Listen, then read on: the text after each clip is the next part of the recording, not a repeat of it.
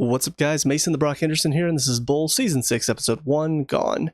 So when I woke up this morning, I woke up thinking, all right, time to knock out another season of Bull. We're going to do this. And then I get on Paramount Plus, and I look, and I'm thinking, well, Season 6, where's Season 7? Thinking by now, Season 7 should have already been out and aired long enough for Paramount Plus to have it. Go online, find out there is no Season 7. Season 6 is actually the last one. Had no idea. So, yeah, that's interesting. Apparently, it's because Michael Weatherly wanted to leave the show, which I will say his reasoning is he felt like there was nowhere else he could take the character of Bull. And I'm pretty sure, I'll have to look this up and check. I'm pretty sure he had the same or similar issues with DiNozzo. Like he felt he wanted to get out of NCIS and sort of spread his creative wings a bit more. And that's why he wanted to get on another show. I honestly think if he really wants to get out and get his creative freedom, he needs to get off of CBS, because I have no issue with CBS, but they're very simplistic shows. They're not shows with the deepest, most complex characters. Most of the time, it's very bare bones. So if he goes and gets another CBS show and stars in another CBS show, I guarantee you within a few seasons, he's going to be feeling the same way and feeling like, I just need to get out of here and go to something else. So just little tidbit that came to mind from that. But as far as this first episode is concerned, it's kind of a good example of what CBS show is. It's a good setup, very interesting setup. You've got Bull's kid getting kidnapped, and now they're trying to find out who did it. And they've got all these interesting possibilities. They've got all these interesting ramifications. You know, Bull's psychological standpoint on it and how he's trying to approach it. All of this stuff leads to they catch the person who did it, they get the kid back, nobody gets hurt, and that's it. Okay, that's so simple. It's so easy. Like it's a great setup of an episode. Everything to do with it. You've got Bull, starting the episode, taking down this big corporation, basically bluffing them out of a ton of money to give to this family who got screwed over by him. So that's already a good setup, because there's that possibility in the back of your mind that maybe they had something to do with this. And then you come to find out, okay, well, maybe it has something to do with Bull's past. Maybe somebody he tried to help before. Maybe he's coming back after him. Got a lot of possibilities there. And as it goes along, you just kind of realize, okay, so the mother of somebody that he tried to help and then died in prison. And that's basically it. And then even at the end of it all, though, there's still the possibility of maybe there will be some lasting effects from this. Maybe this will bleed into the rest of the season because something interesting will happen. Maybe Bull tries to talk her down and fails. Maybe he misreads the situation. Maybe he makes a psychological error because he's so emotionally high-strung because his daughter's life is in risk. You got all these possibilities. Maybe he doesn't manage to talk her down, and then Danny has to step in and shoot her. I don't know. You just got all of these things that could really play into the rest of the season. It's something for Bull to wrestle with. And you don't do any of it. You have him successfully talk her down. They get the girl back. Nobody gets hurt. It's just too easy. And because of that, I just don't see any possibility of, well, this is going to continue on. Like, this story is going to have impact on the rest of the season. I don't see any of that. So I'm just very disappointed in how they decided to end this episode, because I feel like the possibilities that they had and the potential that was there to really bring some hard-hitting emotional story, I feel like they wasted it. And now I'm not going to remember this episode in probably the next couple weeks because it leaves no impact. It was very bare bones, very simple writing. And unfortunately, it's kind of the CBS way.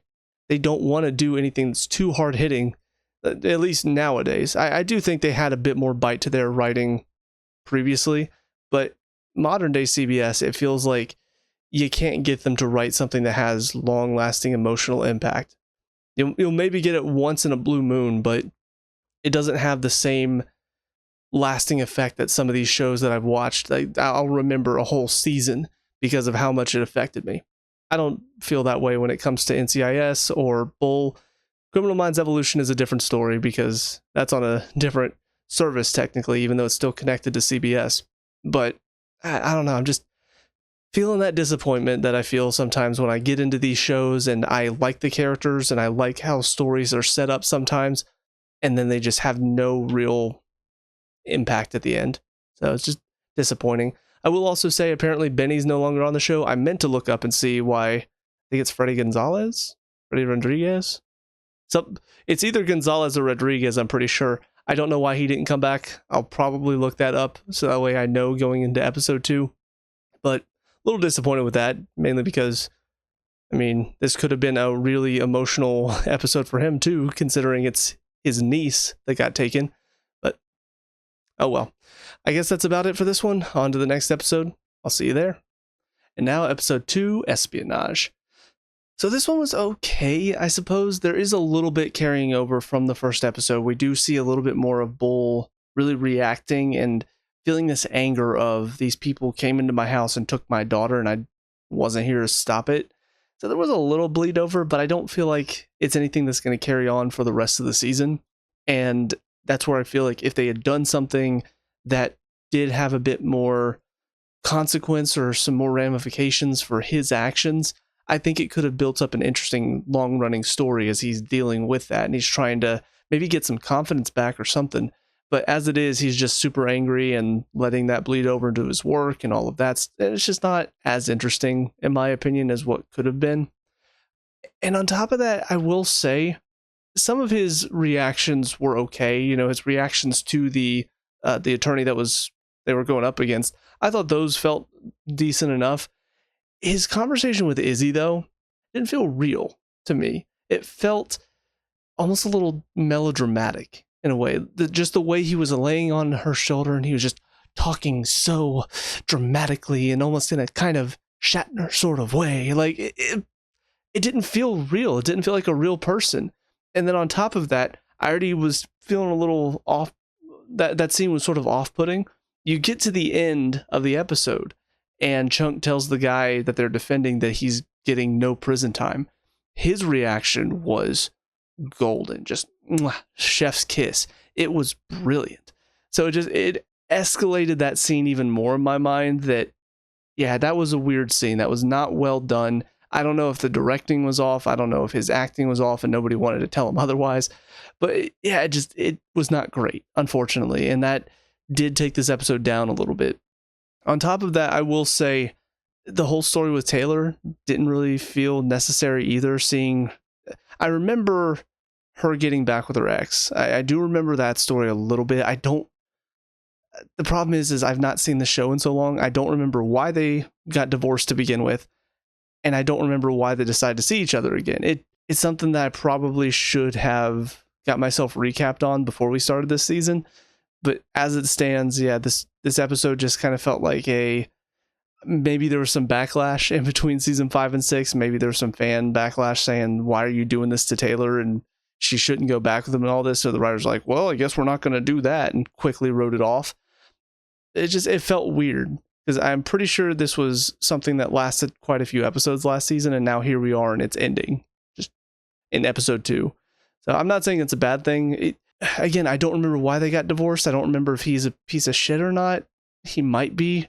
From his reactions, he seems like he's a good guy, but at the same time, there are several guys that I've heard stories about that before they are with their woman, before they get them to marry, they seem like the nicest guy, super sweetheart, all of that stuff. And then once the ring gets put on, now all of a sudden it's like they don't have to try anymore. And they kind of turn into some assholes. So maybe he's the same way. There's a certain air about him. I don't know if it's the look on his face or what, but he does look the type that could easily turn into an asshole if he wanted to. And even the look he gave her at the end of the episode, it was almost kind of a, seriously, you're turning me down? I don't know. Maybe I'm just reading too much into it. Maybe it's my own personal feelings about the situation. I don't know why.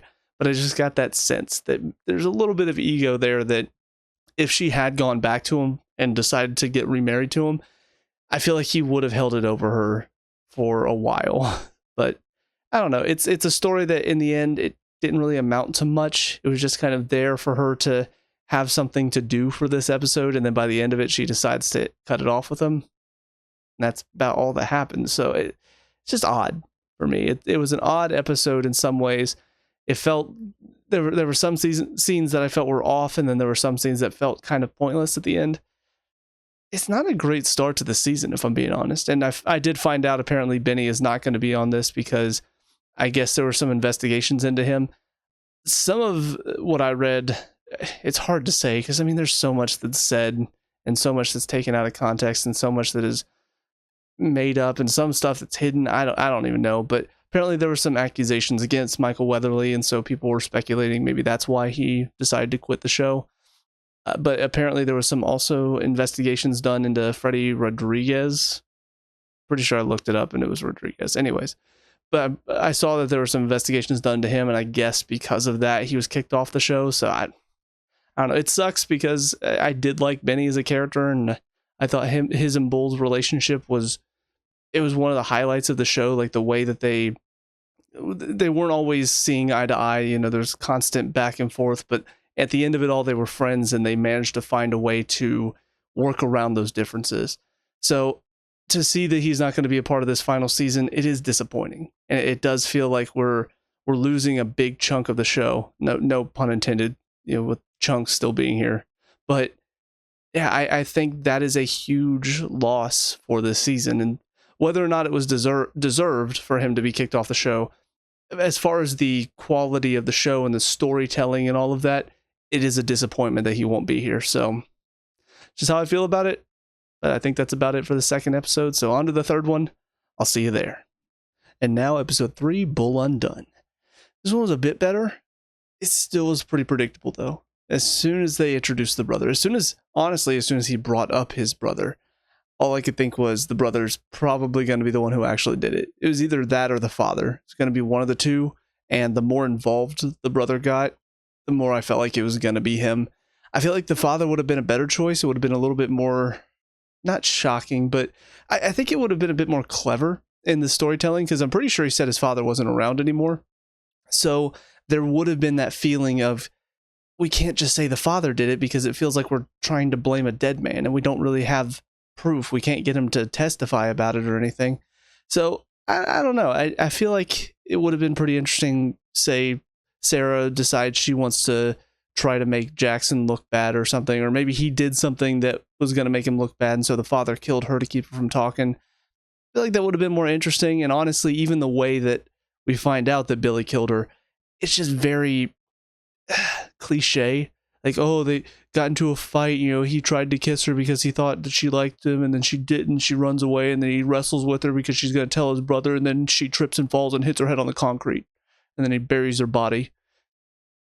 How many times have we seen this done? I feel like the numbers must be in the triple digits at this point, because this cliche of we were just wrestling and then she tripped and fell and hit her head, it's been done way too many times.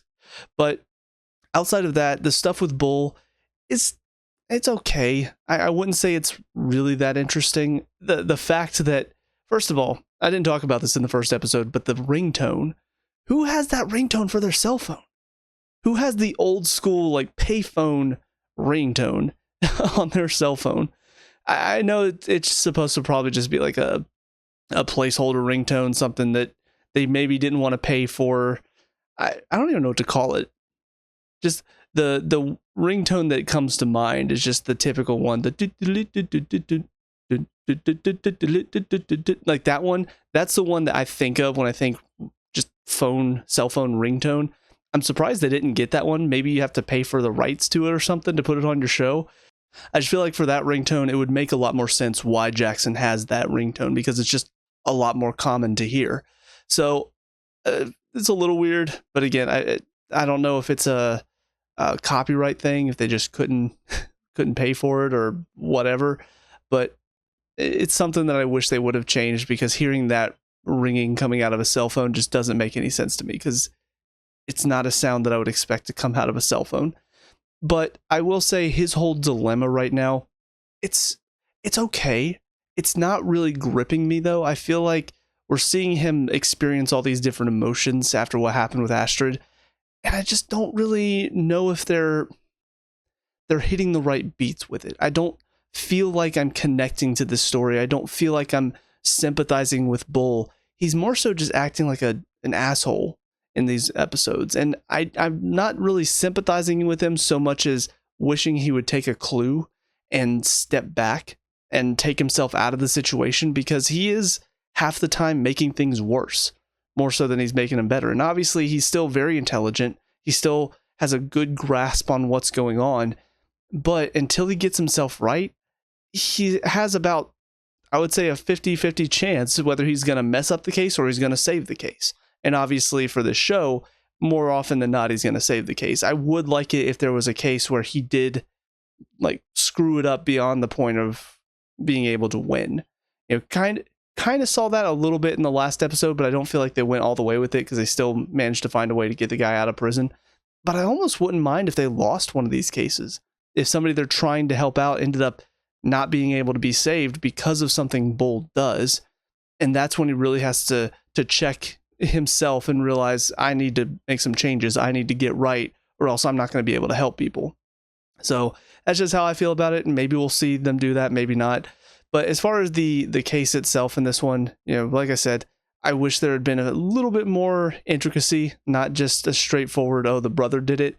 And also I do feel like what they did with Jackson, while I do appreciate the story, and I will say, I don't know what came first, this one or the episode of NCIS that I watched recently where there was a similar situation where a guy was the subject of a true crime podcast and everybody was convinced he did it to the point of he nearly took his own life. Kind of the same thing here. Everybody was convinced that this guy did it, and of course we find out he didn't, but there's a lot of prejudice against him because of this docu-series, basically, and the dangers that watching something like that that's based on real life can do, because they most of the time do try to paint it in a certain way. So I do appreciate that idea. However, I don't really feel like there was much done with it outside of, you know, oh, well, they're doing it for the views and they're doing it to get attention, and it's bad because this guy's being painted this one way when in reality it's not that way. I don't know. And even the one moment where they got somebody to provoke him, you know, the one guy, they have the crowd pushing in on him, the one girl acts like that he pushed her, and then the guy steps up to defend her, swings at him, and he dodges it and hits the guy. I kind of expected it to be more of a story, but it just turns into there's one clip posted online of him punching the guy, and that's all that really happens. I'm thinking it could have been kind of an interesting battle of what is real information, what is true information, because people can chop that clip and just show him decking the guy and, hey, look, see, he's violent, he's punching people, not showing the full clip where he has to dodge the guy's attack first and then punch him to defend himself. There's a difference there.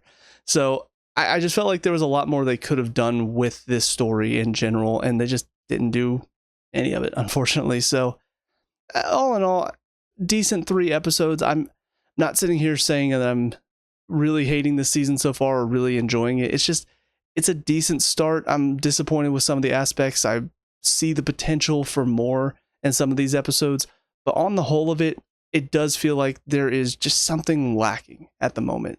There's that final bit of writing that I feel like the show is not quite hitting its mark, and it's missing the emotional points for me because of that. I've not really felt anything so far for this season. So a little disappointing. I know at this point they didn't know it was going to be the last season. I'm pretty sure they didn't find that out until about halfway through from the articles that I read. But it still is disappointing to know this is how the final season of Bull starts, with 3 very episodes that don't really get me feeling for the show or feeling for the characters at all. We'll see what happens, but that's it for me. So let me know what you guys think down in the comment section below. What were your thoughts on these first 3 episodes? Let me know. We can talk about and discuss all the good stuff. Leave a like and subscribe for future Bull reviews. And until next time, I hope you guys have a great day. I'll talk to y'all later. Peace out.